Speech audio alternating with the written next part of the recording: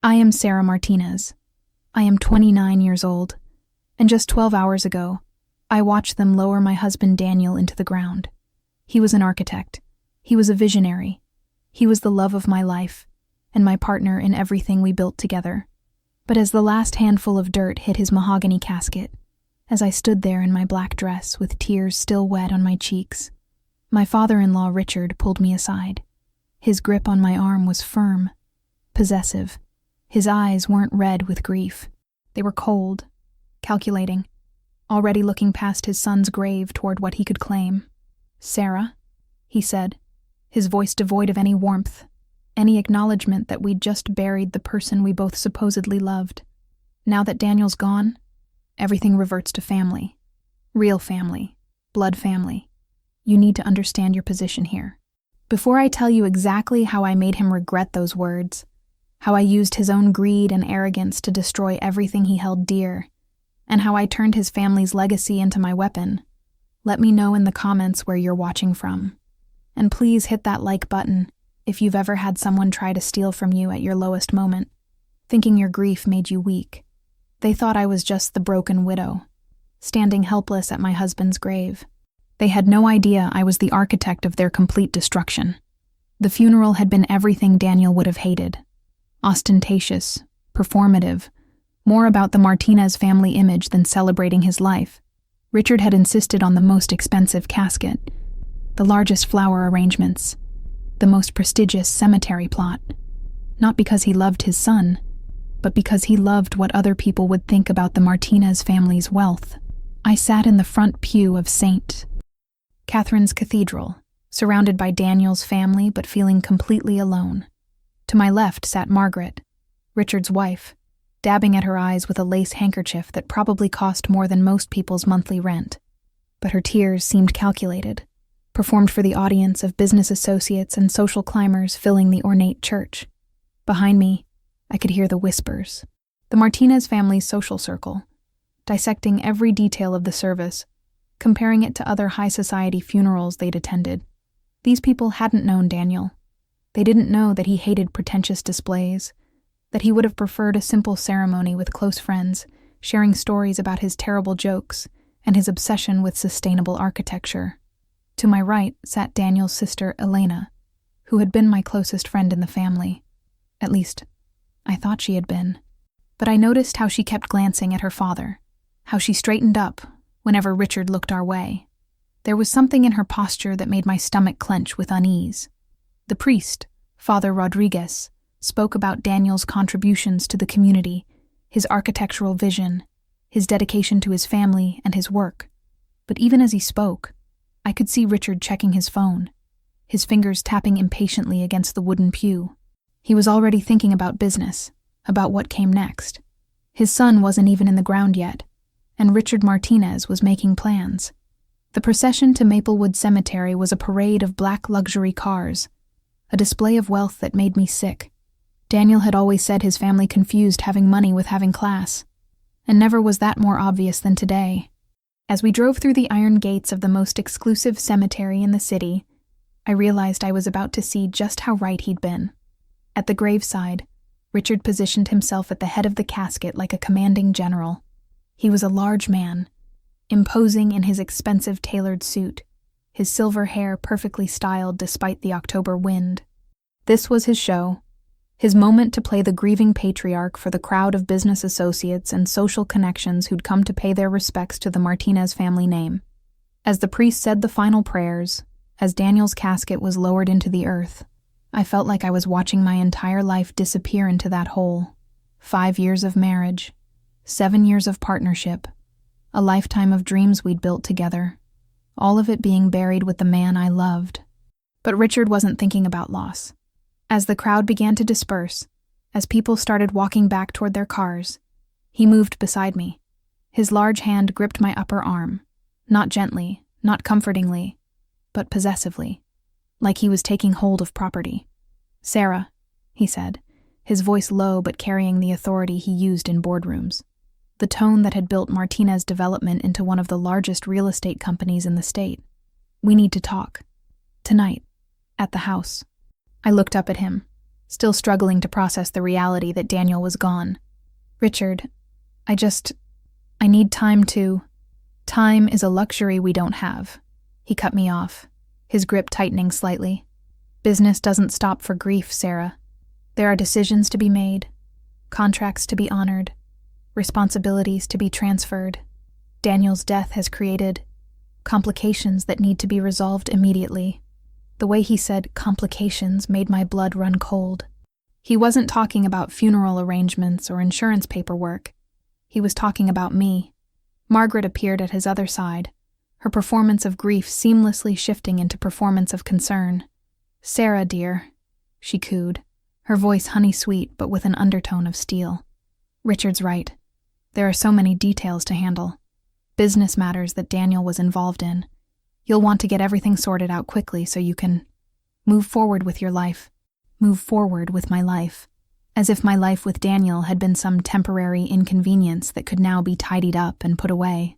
Elena joined the family huddle, her hand reaching for mine in what should have been a gesture of comfort. But her grip was too tight, too insistent. "Sarah, you know how complicated Dad's business arrangements are. There are so many moving parts, so many legal details. It's better to handle everything while the family is all together." I looked around at their faces. Richard's commanding authority, Margaret's false sympathy, Elena's nervous energy. They were like vultures circling fresh carrion, and I was starting to understand that the carrion wasn't just Daniel's body. It was everything we'd built together. "What kind of business matters?" I asked, though part of me already knew I wouldn't like the answer. Richard's smile was thin, predatory. "We'll discuss everything tonight, Sarah. At home. As a family." But the way he said family made it clear that my membership was about to be revoked. The Martinez family estate sat on 12 acres in the most prestigious part of the city, a sprawling Mediterranean-style mansion that Richard loved to describe as old money elegance. The truth was, Richard had bought it 15 years ago when Martinez Development started landing major municipal contracts, but he'd spent a fortune making it look like it had been in the family for generations. As I pulled my modest Honda Civic through the ornate iron gates, past the perfectly manicured gardens and the circular driveway filled with luxury cars, I felt like I was entering enemy territory. This house had always intimidated me, even when Daniel was alive to buffer his family's overwhelming presence. Now, walking up the marble steps alone, I felt like a lamb being led to slaughter. The front door was answered by Consuela, the housekeeper who'd worked for the Martinez family for over a decade. Her usually warm smile was replaced by a look of genuine sympathy, mixed with something that looked like warning. "Señora Sarah," she said softly, glancing nervously toward the living room where I could hear voices. "I am so sorry for your loss. Daniel he was a good man." "Thank you, Consuela," I managed to say. "Are they waiting for me?" She nodded, but hesitated before speaking again. "Señora, be careful. They have been talking all afternoon. Planning. It does not sound kind." Before I could ask what she meant, Richard's voice boomed from the living room. "Sarah, come in here. We're waiting for you." I walked through the marble foyer, past the crystal chandelier that cost more than most people's cars, past the oil paintings of Martinez family ancestors that Richard had actually purchased at estate sales to create the illusion of generational wealth. The living room was a shrine to excess. Leather furniture that cost more than some people's annual salaries, Persian rugs worth small fortunes, and floor-to-ceiling windows that offered views of the city Daniel and I had spent years helping to reshape through our architectural work. But tonight, those windows felt like bars, and the family seated around the massive coffee table felt like a tribunal. Richard commanded the center of the room from his leather throne, a massive recliner that he'd positioned to dominate any gathering. To his right sat Margaret, perfectly composed as always, her jewelry catching the light from the fireplace. Elena perched nervously on the edge of the sofa, while Richard's brother Carlos leaned against the marble mantelpiece with his arms crossed, looking like hired muscle in an expensive suit. And there was Trevor. Daniel's cousin Trevor, whom I'd never particularly liked, but had tolerated for family harmony. Trevor was a lawyer, specializing in corporate law and family estate planning. The fact that he was here, with a briefcase open beside him, and legal documents spread across the coffee table, made my stomach drop. "Sit down, Sarah," Richard commanded, gesturing to a small chair that had been positioned facing their semicircle. It was clearly intentional. The psychological positioning, the way they'd arranged themselves like judges while giving me the defendant's seat. I sat down, my black funeral dress suddenly feeling like a costume in some twisted play. "Sarah," Richard began, his voice taking on the tone he used when addressing his construction crews, authoritative and brooking no argument. "I want you to know that this conversation is difficult for all of us. We're all grieving Daniel's loss." Margaret nodded sadly, though I noticed she wasn't actually crying. "It's just so sudden, so unexpected. One day he's here, and now we have to deal with reality," Carlos interjected, his voice harsher than his brother's. "And the reality is that Daniel's death has created serious complications for the family business." Elena shifted uncomfortably, finally speaking up. "Sarah, you know how important Martinez Development is to our family. It's not just a company. It's our legacy, our identity. Dad built it from nothing, and Daniel was, well, he was being groomed to take it over someday." The past tense hit me like a physical blow. Was being groomed. "That's right," Richard said, leaning forward in his chair. "Daniel was family. He understood the business, understood the vision, understood what it means to be a Martinez. But now, he let the sentence hang in the air, and I realized he wanted me to finish it, wanted me to understand my place in this new hierarchy." "Now what?" I asked, though my voice came out smaller than I intended. Trevor cleared his throat and pulled out a thick folder from his briefcase. "Now we need to discuss the legal realities of Daniel's position in the company. Sarah, I don't know how much Daniel told you about the corporate structure of Martinez Development, but it's complex." He spread several documents across the coffee table, all of them covered in legal jargon and official seals. Daniel held a 25% stake in the company, which he acquired through his architectural work and his position as Richard's son and heir apparent. However, that stake was contingent on several factors. I stared at the papers, trying to make sense of the legal language. "What kind of factors?" "Active participation in company operations," Trevor explained, his voice taking on the patronizing tone lawyers use when they think they're dealing with someone too stupid to understand them. "Ongoing architectural licensing and certification, and most importantly, membership in the Martinez family." The last phrase hit me like ice water. "Membership in the Martinez family?" Margaret's voice was sweet as poisoned honey. "Sarah, dear, you were Daniel's wife, but Daniel is gone now. You're not a Martinez by blood. You're a Martinez by marriage. And when the marriage ends,"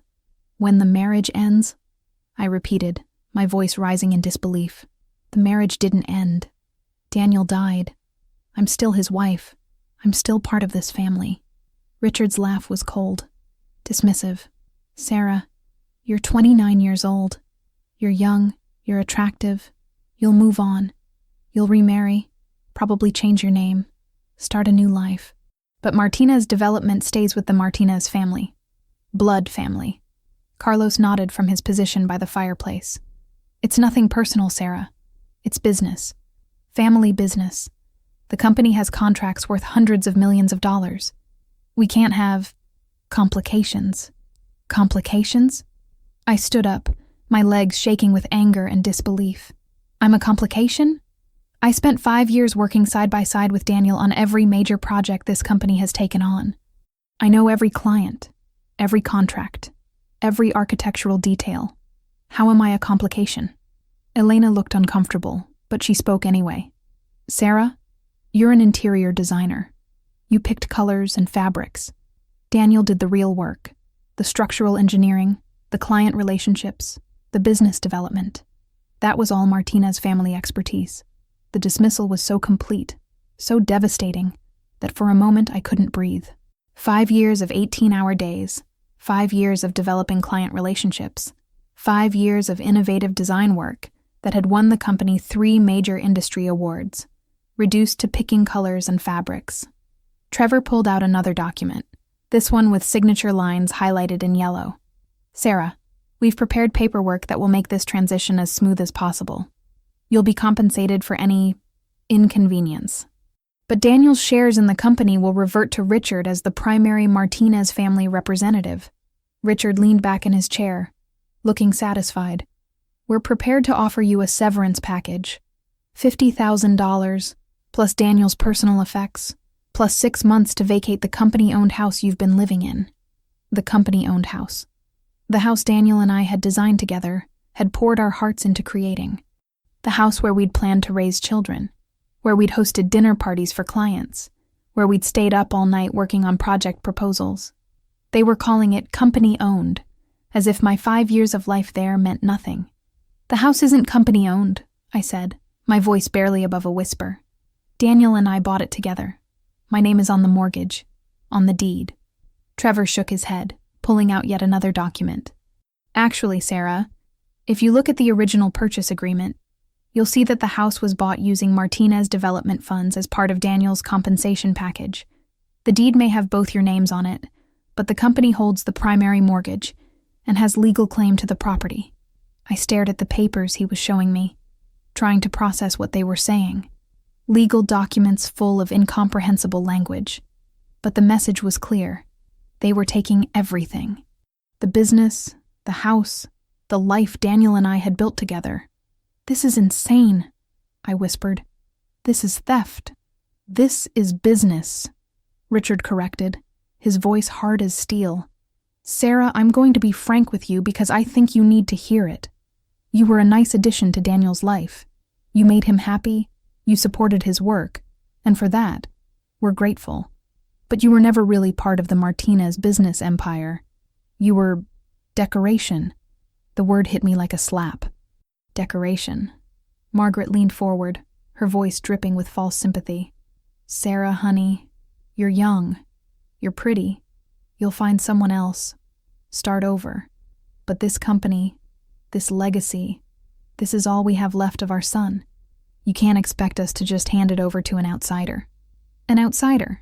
That's what I was to them now. After 5 years of family dinners, holiday celebrations, business trips where I'd worked alongside Daniel to secure major contracts.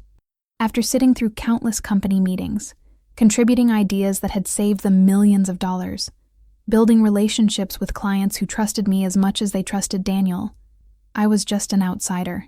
Carlos pushed off from the mantelpiece and walked to stand behind Richard's chair, a clear show of family solidarity. Sarah, sign the papers. Take the $50,000. Start over somewhere else. Don't make this harder than it has to be. I looked around at their faces.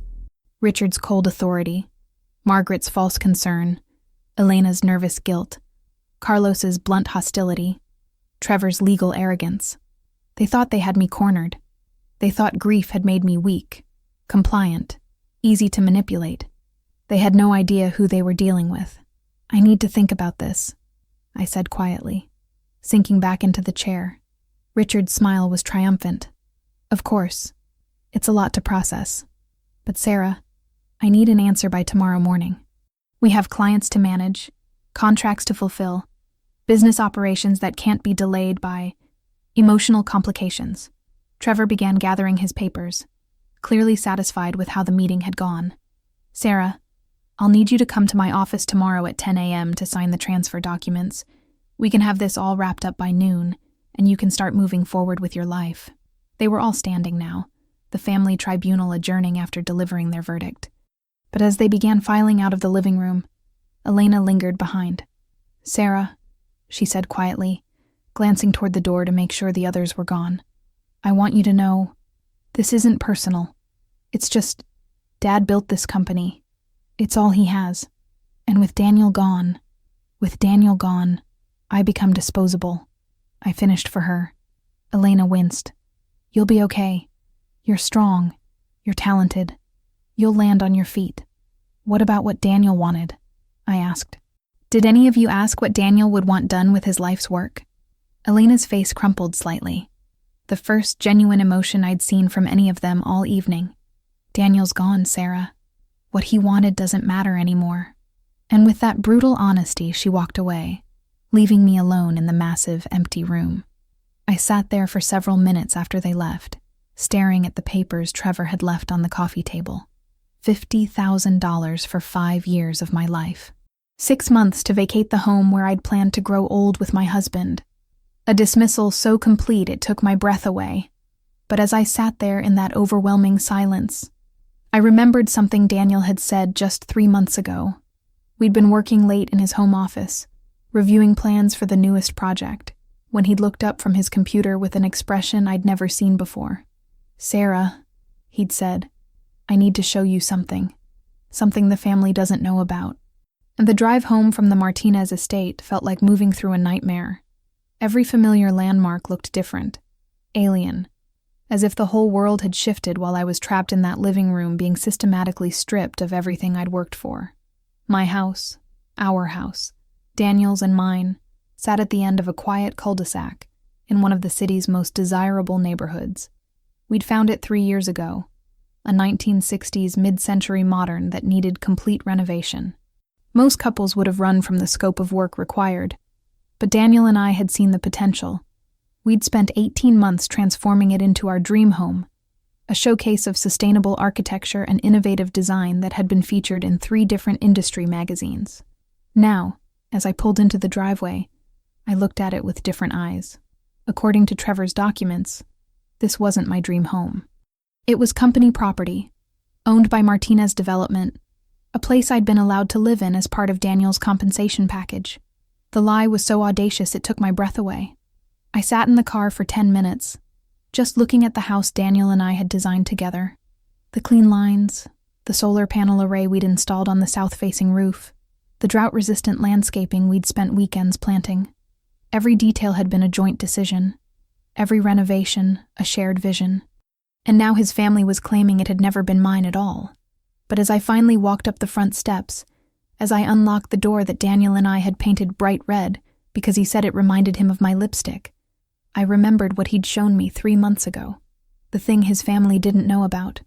Daniel's home office was at the back of the house, overlooking the garden we'd planted together.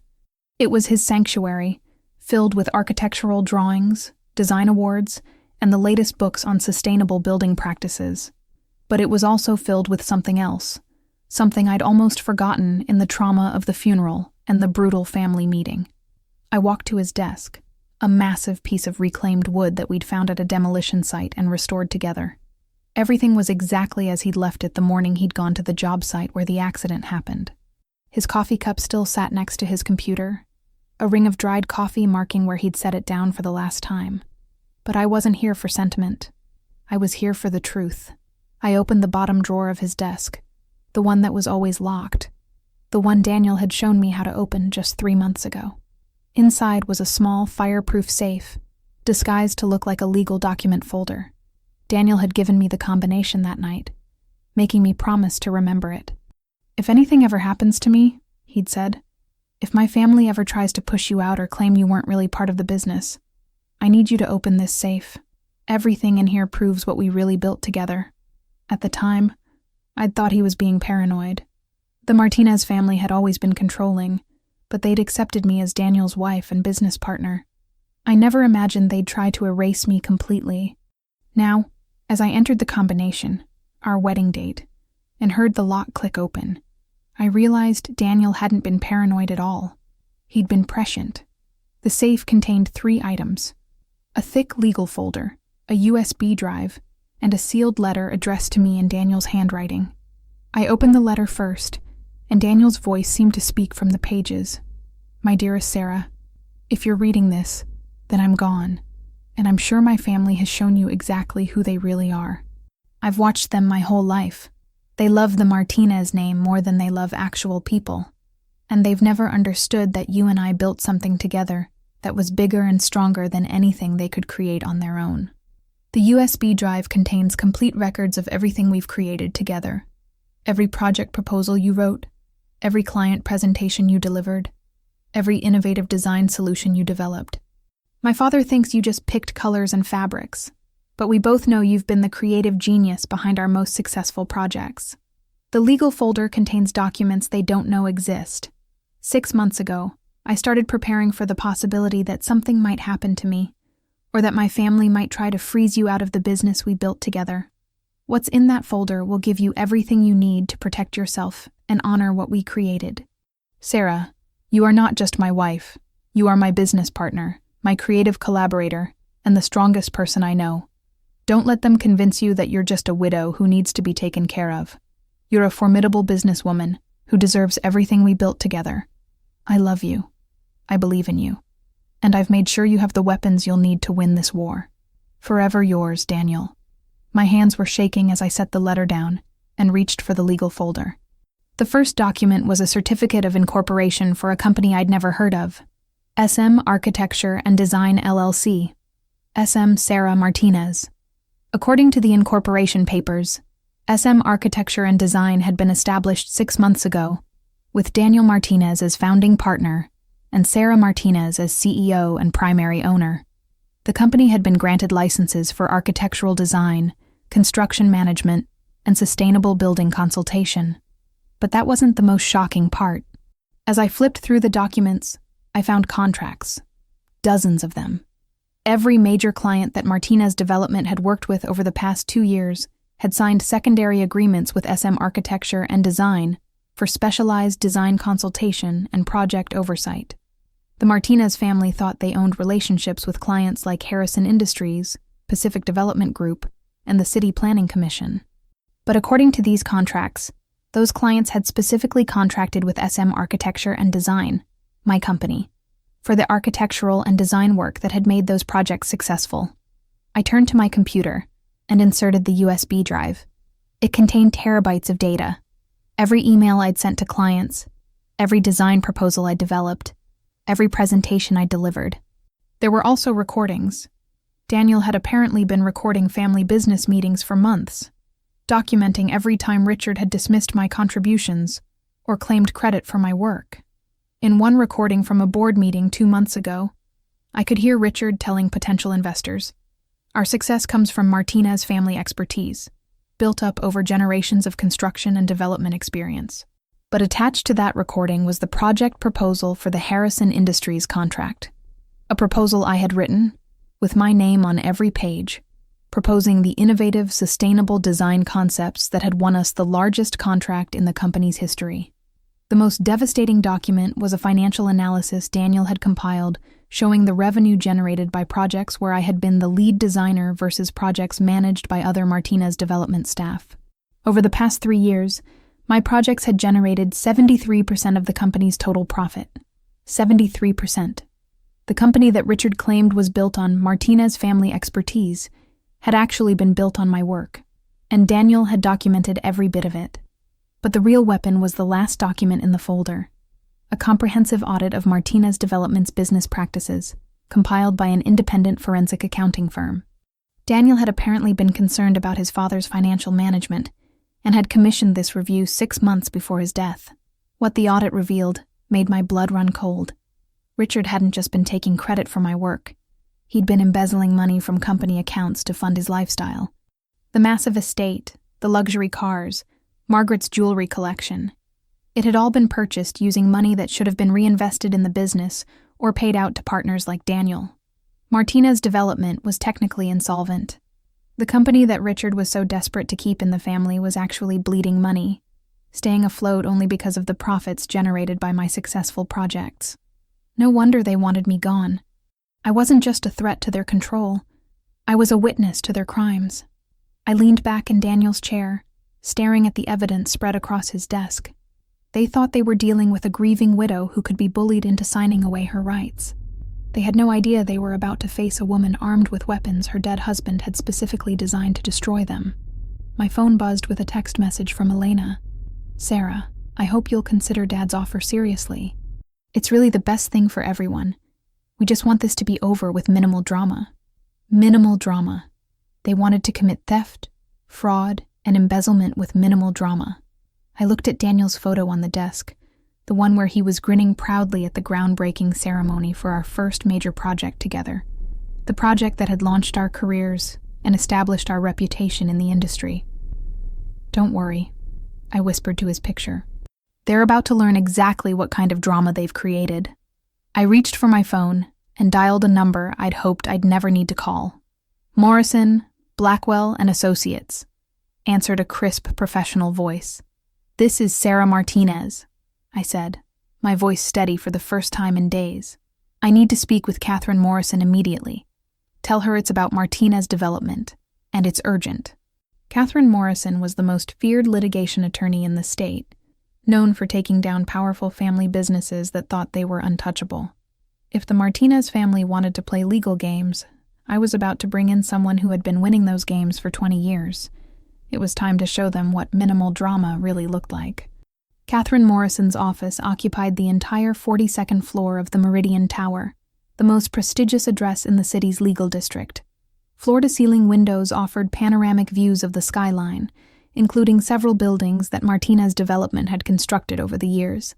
The irony wasn't lost on me as I sat in her conference room, preparing to potentially destroy the company that had helped build the very view I was admiring.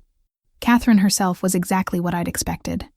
Early 50s, impeccably dressed, with silver hair pulled back in a style that managed to look both elegant and intimidating.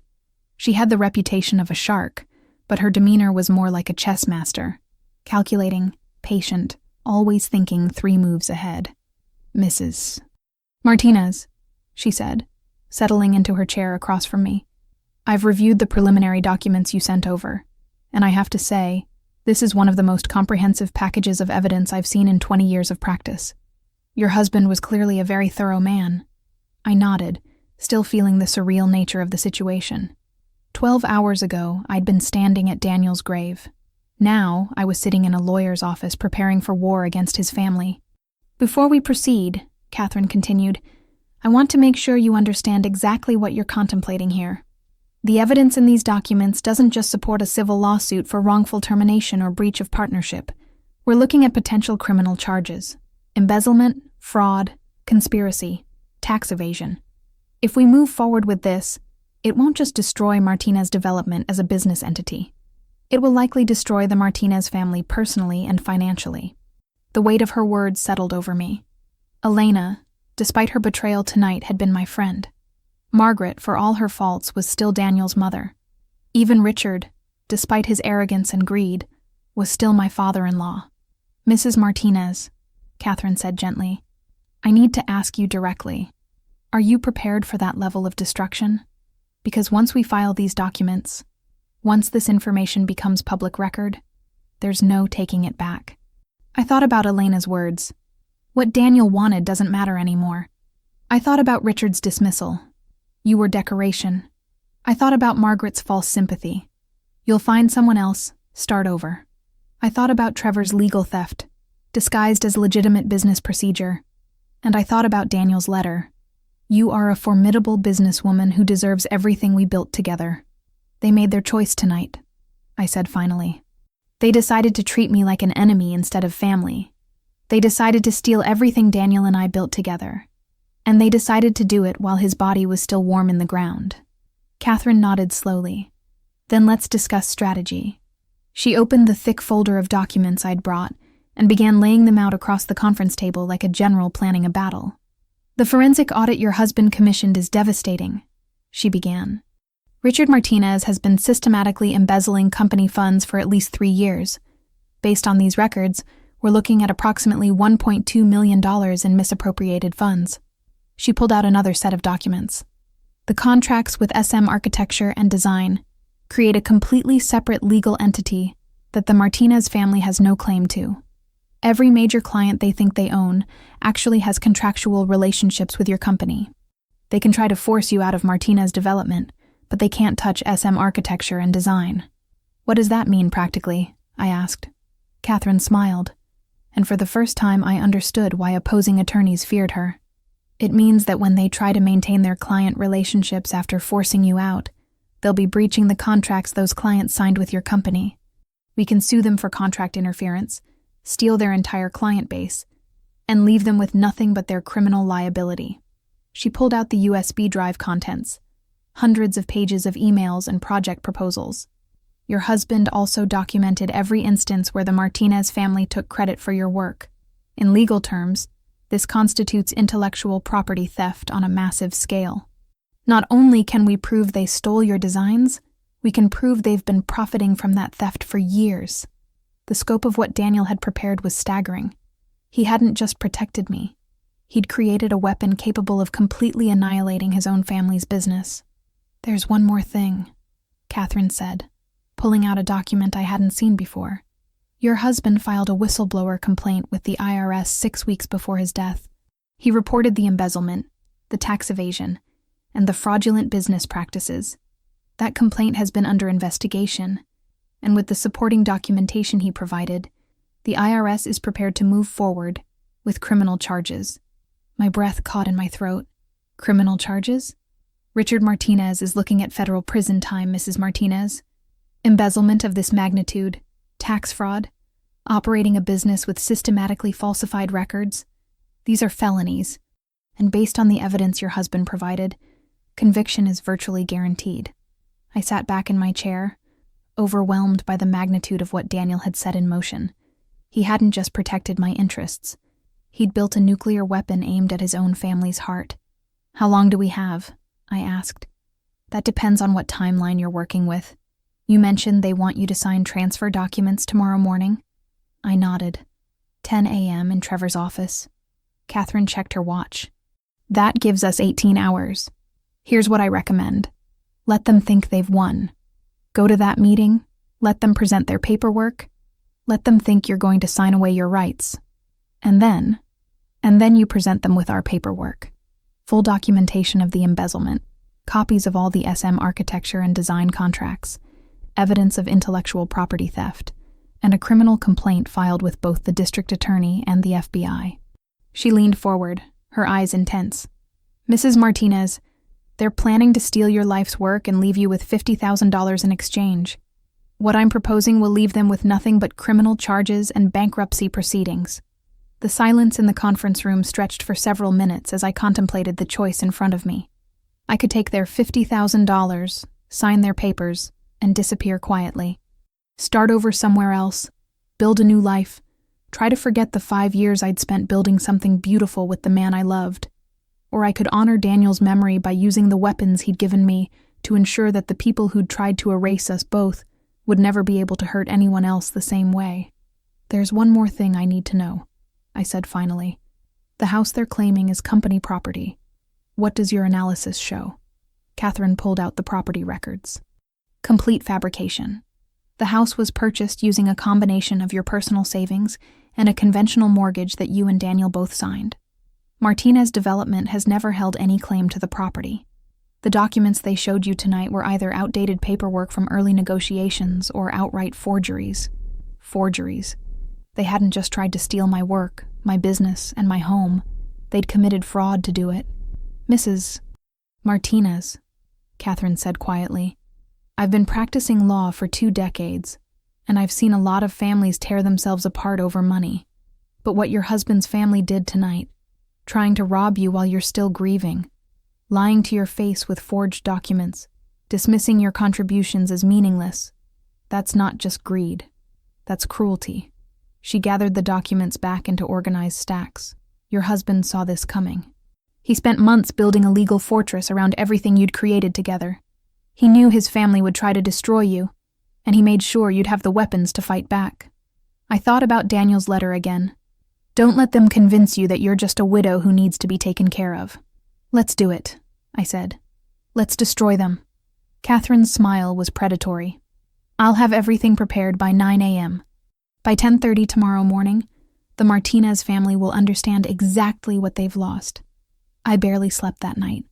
Every time I closed my eyes, I saw Richard's arrogant face, heard Margaret's condescending voice, felt the sting of Elena's betrayal. But mixed with the anger was something else. Anticipation. For 5 years, I'd watched the Martinez family take credit for my work, dismiss my contributions, and treat me like a decorative accessory to their son's career. Tomorrow they would learn exactly how much they'd underestimated me. At 8 a.m., my phone started ringing. Margaret's name appeared on the screen. "Sarah, dear," she said when I answered, her voice dripping with fake maternal concern. "I hope you slept well. I know yesterday was difficult for all of us. It was enlightening," I replied carefully. "I'm calling because Richard wanted me to make sure you understood that we're all family here. What happened yesterday, all that legal talk, it doesn't have to be adversarial. We just want what's best for everyone. What's best for everyone? Meaning what's best for the Martinez family's bank accounts. Of course, I said. I understand completely. Wonderful. Then we'll see you at Trevor's office at 10. I wouldn't miss it. There was a pause, and when Margaret spoke again, her voice had lost some of its false warmth. Sarah, I hope you're planning to be reasonable about this. Fighting us would be unfortunate for everyone involved. The threat was subtle but clear. They expected me to roll over, sign their papers, and disappear quietly. The idea that I might fight back hadn't even occurred to them. I'll be very reasonable, I assured her. I think everyone will be surprised by just how reasonable I can be. After hanging up, I dressed carefully for the meeting. Not in morning black, but in my best business suit. A sharp navy blue ensemble that Daniel had always said made me look like I could run a Fortune 500 company. I pulled my hair back in a severe bun, applied makeup to hide the exhaustion and grief, and looked at myself in the mirror. The woman staring back at me didn't look like a vulnerable widow. She looked like someone prepared for war. At 9:30, I met Catherine Morrison in the lobby of Trevor's office building. She was carrying 2 briefcases and wearing an expression that would have made a shark nervous. "Are you ready for this?" she asked as we rode the elevator to the 15th floor. "More than ready. Remember, let them go first. Let them present their papers, make their offers, show you all their forged documents. Give them enough rope to hang themselves with." The law offices of Patterson Hughes and Associates occupied half the 15th floor, all glass and chrome and expensive furniture designed to intimidate. Trevor had chosen the largest conference room, with floor-to-ceiling windows overlooking the city. Perhaps he thought the view of the Martinez development buildings in the distance would remind me of what I was giving up. The Martinez family was already assembled when we arrived. Richard at the head of the table like a king holding court, Margaret beside him with her designer handbag and perfect posture, Elena looking nervous and avoiding my eyes, and Carlos standing by the windows like hired muscle in an expensive suit. Trevor sat at Richard's right hand, several stacks of legal documents arranged in front of him like weapons. Their expressions when Catherine and I walked in were priceless. They'd expected me to arrive alone, defeated, ready to sign whatever they put in front of me. Instead, I'd brought the most feared litigation attorney in the state. Richard recovered first, standing and extending his hand to Catherine with his practiced businessman's smile. "Ms. Morrison, I presume. I'm Richard Martinez. I wasn't aware Sarah felt the need for legal representation in what should be a simple family matter." Catherine shook his hand with a grip that made Richard wince slightly. "Mr. Martinez, I'm here to ensure that my client's interests are properly protected during this transition." "Of course," Trevor said, shuffling his papers nervously. "Though I should point out that we've prepared everything to be as straightforward as possible. Really just a formality." We all took our seats, the Martinez family on one side of the long table, Catherine and I on the other. It felt like a negotiation between warring countries. Richard cleared his throat and assumed his boardroom voice. "Sarah, I want to begin by saying again how sorry we all are for your loss. Daniel was the future of this company. His death has left us all devastated." "Devastated," Margaret echoed, dabbing at her dry eyes with her lace handkerchief. "But business must continue," Richard continued. "Daniel would have wanted us to move forward, to protect what he helped build. And that means making some difficult decisions." Trevor pulled out the first stack of documents. "Sarah, what we have here is a comprehensive settlement package that recognizes your contributions to the company while ensuring that Martinez Development can continue operating effectively." He slid the papers across the table to me. "The package includes a severance payment of $75,000. We've increased the amount since last night, plus 6 months paid health insurance, and a positive reference letter for future employment." $75,000. They'd increased their insult by $25,000 and thought it would make a difference. Catherine leaned forward. "And in exchange for this generous package?" Elna spoke for the first time, her voice barely above a whisper. "Sarah would transfer her interests in Daniel's company holdings to the family and move out of the company-owned residence." "I see," Catherine said, her tone carefully neutral. "May I review the documentation supporting these arrangements?" Trevor proudly handed over another stack of papers. "Everything's here." The original partnership agreement showing Daniel's 25% stake was contingent on active family membership, the property records showing the house was purchased with company funds, and the settlement agreement that transfers everything cleanly. Catherine spent several minutes reviewing the documents, occasionally making notes in her legal pad. The Martinez family sat in confident silence, clearly believing their legal work was unassailable. "Interesting," Catherine said finally. "Mr. Patterson, these documents show Martinez Development as the primary mortgage holder for the residence at 428 Oakdale Drive." "That's correct," Trevor replied smugly. "The house purchase was structured as part of Daniel's compensation package. Now that Daniel is deceased and Sarah is no longer family, the company is reclaiming the asset. And this partnership agreement," Catherine continued, "it states that company shares are contingent on active family membership." "What exactly does that mean?" Richard leaned forward, clearly enjoying his moment of legal superiority. "It means that Daniel's stake in the company was tied to his position as my son and heir. Since Daniel is gone, and Sarah was never actually family in the business sense, those shares revert to the Blood family." "The Blood family," Catherine repeated thoughtfully. "I see. And the client relationships, the ongoing projects, the architectural contracts, those all belong to Martinez Development?" Carlos nodded from his position by the window. "Every client, every contract, every project. It's all Martinez Development property." Catherine closed the folder and leaned back in her chair. "Well, this is certainly comprehensive. Mr. Martinez, you've clearly put a lot of thought into this transition." Richard's smile was triumphant. "We believe in being thorough. This arrangement protects everyone's interests while allowing the company to move forward efficiently." "Sarah," Margaret said, her voice taking on that false maternal tone again, "I know this seems overwhelming, but it's really the best solution for everyone. You can take the settlement money, start fresh somewhere new, build a life that's entirely your own." They were all looking at me expectantly, waiting for me to break down in gratitude for their generous offer, waiting for me to sign away everything Daniel and I had built together. Instead, I looked at Catherine and nodded. Catherine opened her first briefcase and pulled out a thick folder. "Mr. Martinez, before my client considers your offer, I think there are some documents you should review." She slid the folder across the table to Richard. "This is a forensic audit of Martinez Development's financial records, commissioned by your son 6 months before his death." Richard's confident smile faltered as he opened the folder. Margaret leaned over to look at the papers, and I watched the color drain from her face. What is this?" Richard stammered, his voice suddenly hoarse. "Evidence of systematic embezzlement," Catherine replied matter-of-factly. "According to this audit, you've misappropriated approximately $2 million in company funds over the past 3 years to finance your personal lifestyle." The silence in the room was deafening. Elena gasped, covering her mouth with her hand. Carlos stepped away from the window, his face pale. Trevor was frantically flipping through the audit documents, his confident demeanor evaporating. This is impossible," Richard whispered. "Daniel he would never." Catherine opened her second briefcase. "Oh, but he did." Daniel Martinez was apparently quite concerned about the company's financial irregularities, so concerned that he filed a whistleblower complaint with the IRS 6 weeks before his death. She pulled out another set of documents. "These are copies of that complaint, along with supporting documentation that your son provided to federal investigators." Margaret was reading over Richard's shoulder, her face growing paler with each page.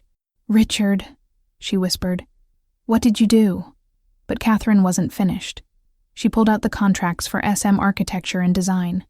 "There's also the matter of intellectual property theft," she continued conversationally, as if discussing the weather.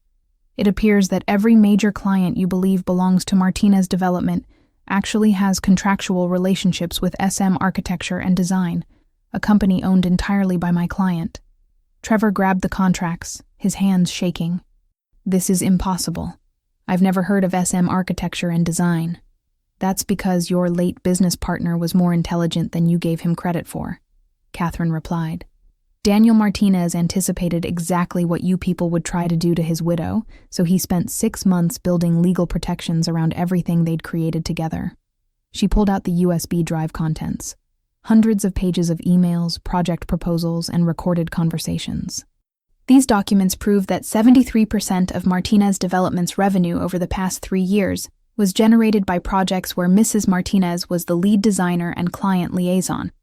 In other words, the company you're so desperate to keep in the blood family has actually been built on my client's work. Richard was staring at the papers spread across the table, his face a mask of shock and growing horror. Sarah, how long have you known about this? I found out about it last night, I said, speaking for the first time since the meeting began. When I opened the safe Daniel left for me, containing all the evidence of your crimes. Elena was crying now. Real tears. Not the performative grief she'd displayed at the funeral. Sarah, we didn't know. We had no idea Dad was embezzling money, I finished. Committing tax fraud? Operating a business with falsified records? No, Elena, I don't think you knew about the criminal activity, but you absolutely knew about the intellectual property theft. I pulled out one of the project proposals from the USB drive, one I'd written 18 months ago for the Harrison Industries contract. This proposal won Martinez Development its largest contract in company history. I wrote every word of it. My name is on every page. But at the victory celebration, your father told the investors that the success was due to Martinez family expertise built up over generations. Carlos had slumped into one of the chairs, his head in his hands. Oh God, we're all going to prison. Catherine smiled that predatory smile again. Not necessarily. My client is prepared to be reasonable, under the right circumstances. Richard looked up, hope flickering in his eyes for the first time. What kind of circumstances? Catherine pulled out one final document. Mrs. Martinez is prepared to offer Martinez Development a way out of this legal nightmare. She's willing to purchase the company's assets and assume its debts, allowing the family to avoid criminal prosecution. Purchase the assets? Margaret whispered. For $1, Catherine continued, plus assumption of all outstanding debts and legal liabilities. In exchange, the criminal complaints will be withdrawn, and the Martinez family will be allowed to walk away without facing prison time. The offer was devastating in its elegance.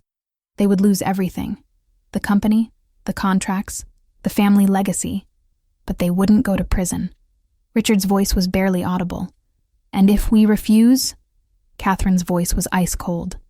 Then the criminal complaints move forward, the FBI investigation proceeds, and you'll be facing federal charges for embezzlement, tax fraud, and conspiracy.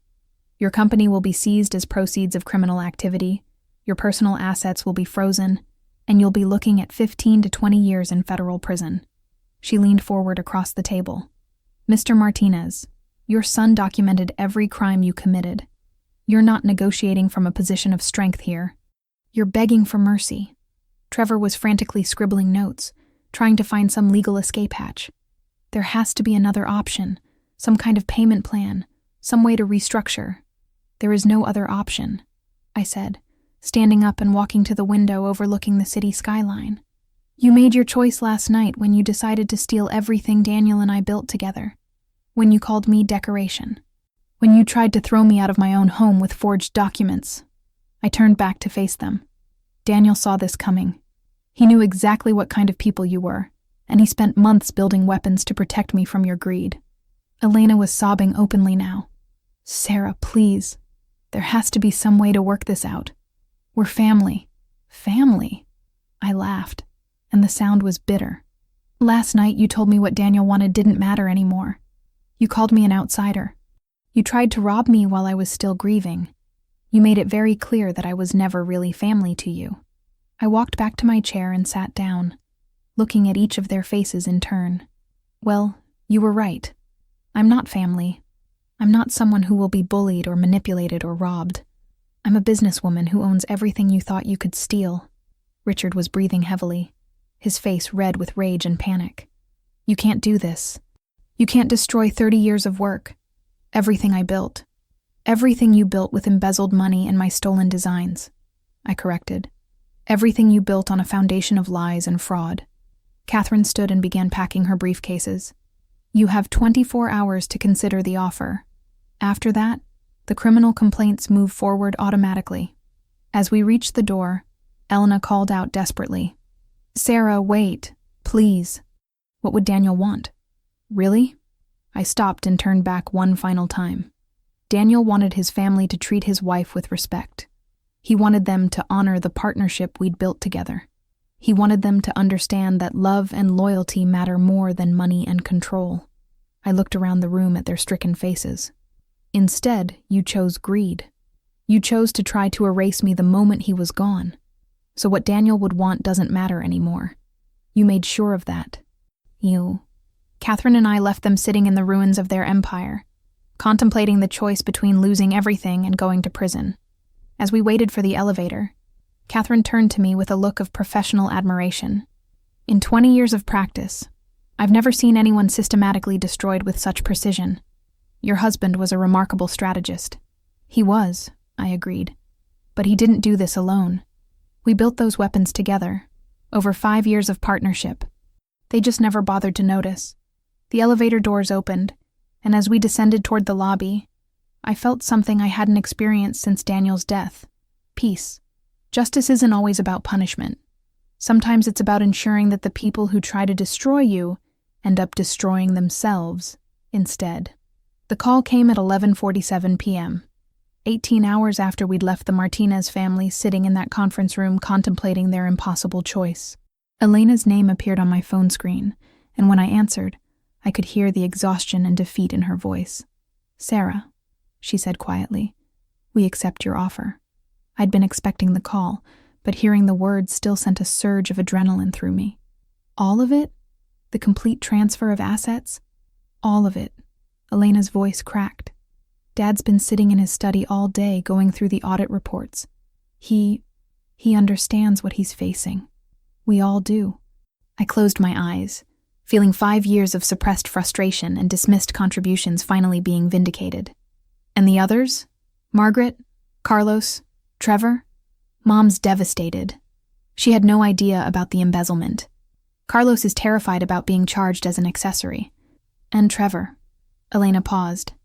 Trevor's been trying to find legal loopholes all day, but even he admits there's no way out of this. "Elena," I said gently, "I need you to understand something. This isn't personal revenge. This is about justice, about protecting what Daniel and I built together." "I know." Elena was crying softly. "Sarah, I need to tell you something. Last night, after what we did to you, I went home and couldn't sleep. I kept thinking about all the times I'd watched Dad take credit for your work, all the times we'd dismissed your contributions as unimportant." She took a shaky breath. "Daniel used to tell me how brilliant you were, how you were the real creative genius behind the company's success. I thought he was just, being a loving husband. I never realized he was trying to warn me about what would happen if we ever treated you as disposable." The admission was more painful than satisfying. Elena had been my friend, my sister-in-law, someone I'd trusted and cared about. Her betrayal in that living room had hurt almost as much as Richard's theft. "Elena, the company doesn't have to die. Under SM Architecture and Design, it can become something better, something based on actual talent and integrity instead of family politics and embezzlement." "You're keeping the employees?" Elena asked, surprise evident in her voice. "The ones who aren't complicit in the fraud, yes. Maria from accounting, James from project management, the entire drafting department. They're good people who did good work. They don't deserve to lose their jobs because your father is a criminal." There was a long pause. "Sarah, would there be a place for me? I know I have no right to ask, but I understand if you never want to see me again." I'd been dreading this question. Elena had betrayed me, had participated in the attempted theft of my life's work, but she'd also been manipulated by her father's lies, raised to believe that family loyalty meant blind obedience to Richard's authority. "Elena, if you want to work for SM Architecture and Design, you'll start at the bottom. Entry level, no special treatment, no family privileges. You'll have to earn every promotion based on merit, not your name." "Yes," Elena said immediately. "Yes, I understand. I'll take whatever you're willing to offer. And Elena, if I ever find out that you're feeding information to your father, if you're trying to undermine the company from within, I'll destroy you just as completely as I've destroyed him. Are we clear?" "We're clear," After hanging up, I sat in Daniel's office, surrounded by the evidence that had brought down the Martinez family empire. The house was quiet, peaceful for the first time in days. Tomorrow, I would own Martinez Development. I would control every contract, every client relationship, every employee. But more importantly, I would control Daniel's legacy, our legacy. 3 months later, I stood in the conference room of the building that had once housed Martinez Development, looking out at the same city skyline Richard had used to intimidate me. But everything was different now. The company sign in the lobby read, SM Architecture and Design, Sustainable Building Solutions. The staff had tripled in size, fueled by new contracts with clients who were impressed by our innovative approach to environmentally conscious construction. Elena worked 3 floors down in our project coordination department, earning a modest salary and slowly rebuilding the trust she'd destroyed that night in her father's living room. To her credit, she never complained, never asked for special treatment, never mentioned her family name. She was becoming the person Daniel had always hoped she could be. Maria Santos, our new CFO and former Martinez development accountant, knocked on my office door. "Sarah, the quarterly reports are ready for your review." I took the financial statements, still amazed by the numbers. In 3 months, SM Architecture and Design had generated more profit than Martinez Development had managed in the previous year. Without the embezzlement, without the inflated executive salaries, without the nepotism and waste, the company was thriving. "Maria, any word from our friends at the IRS?" Maria's smile was grim. "Richard Martinez's criminal trial is scheduled for next month. The federal prosecutors are very confident about conviction. Richard had ultimately refused the plea deal that would have allowed him to avoid prison time. His lawyers had convinced him that he could fight the charges, claim ignorance about the embezzlement, blame everything on accounting errors and mismanagement. It was a strategy doomed to failure. Daniel's documentation was too comprehensive, too detailed, too damning. The FBI had seized Richard's personal assets, frozen his accounts, and charged him with 15 federal crimes. Margaret had filed for divorce and moved to Florida to live with her sister. Carlos had fled to Mexico, apparently believing that geographic distance might protect him from prosecution. Trevor had lost his law license and was working as a paralegal for a personal injury firm. The Martinez family name had become synonymous with corruption and fraud. Everything they'd spent 30 years building was gone, but I took no joy in their destruction. Daniel wouldn't have wanted me to celebrate their downfall. He would have wanted me to focus on building something better, something worthy of the dreams we'd shared. My phone buzzed with a text message from an unknown number. "Sarah, this is Richard. I know you probably don't want to hear from me, but I needed to tell you something." I stared at the message for several minutes before typing back. "What?" "Daniel was right about you. You were always the real strength behind the company. I was too arrogant to see it, too threatened by your talent to admit it. I'm sorry for what we did to you. You deserved better. It was too little, too late, but it was something. An acknowledgement that everything Daniel and I had built together had been real, had been valuable, had been worth protecting." I deleted the message without responding. At 6 p.m., as the office emptied in the sunset behind the city skyline, I walked to Daniel's memorial wall in the main conference room. I'd installed it 3 weeks after taking over the company. A collection of photos showing our projects together, awards we'd won, articles written about our innovative designs. In the center was the photo from our first project groundbreaking ceremony, both of us grinning with excitement and pride. We'd been so young, so optimistic, so sure that we were going to change the world one building at a time. "We did it," I whispered to his picture. "We protected what we built together. Your family tried to erase us, but we're still here." I touched the silver frame of the photo, remembering his voice, his laugh, his absolute faith in our partnership. The Martinez family had seen a grieving widow they could manipulate and rob. They'd seen someone weak, someone disposable, someone who could be erased with legal paperwork and family politics. They'd never seen the strategist Daniel had married. They'd never recognized the business partner who'd spent 5 years building something remarkable alongside their son. And in their blindness, their greed, and their arrogance, they'd handed me every weapon I needed to destroy them completely. Justice isn't always loud. Sometimes it's quiet, methodical, and absolutely devastating. Daniel had taught me that the strongest structures are built on solid foundations, with careful planning and attention to every detail. The same principle applied to revenge. We'd built their destruction the same way we'd built everything else together, with precision, patience, and perfect execution. They thought they were dealing with a victim. They never realized they were facing the woman who'd helped design every trap that ultimately caught them. Sometimes the most dangerous person in the room is the one everyone underestimates. And sometimes, love and preparation are the most powerful weapons of all. Have you ever had someone try to destroy you at your lowest moment, thinking your pain made you powerless? Share your story of how strength can emerge from grief in the comments below. And remember, never mistake someone's quiet planning for weakness.